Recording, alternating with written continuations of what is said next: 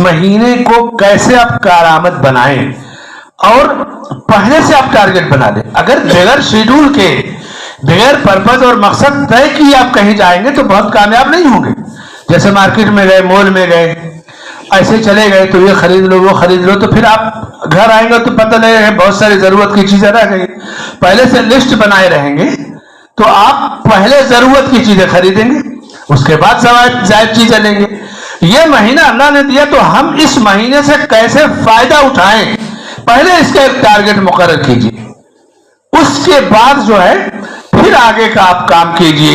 ये 10 नुक्ते हैं, बाकी के सिर्फ मैं नाम गिना देता हूं। 11वां नुक्ता, इस महीने में इल्म सीखना और इल्म की नशर व इशाअत पर काम करना। 12वां नुक्ता, जमात से नमाज की पाबंदी अगर करना चाहे तो ये महीना बेहतरीन ट्रेनिंग का है। 13वां नुक्ता, कुरान की तिलावत में जो गलतियां होती हैं उन गलतियों की इस्लाह के लिए भी इस महीने को इस्तेमाल कर सकते हैं।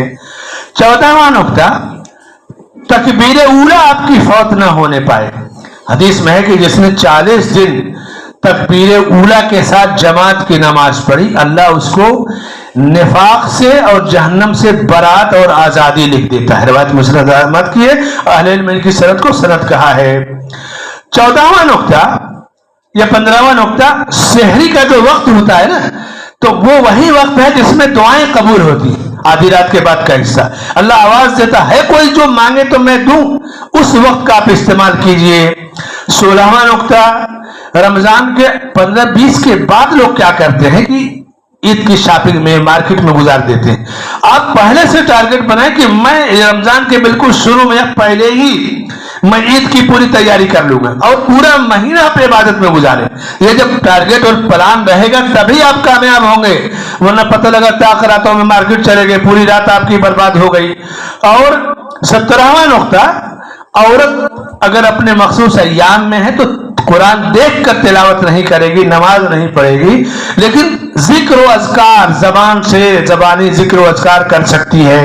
कुरान याद है तो जबानी पढ़ सकती है, ये चीजें। और 18वां नुक्ता और आखिरी, कि बच्चों को आप आदत डालिए शुरू से सब्र करने की, रोजा रखने की।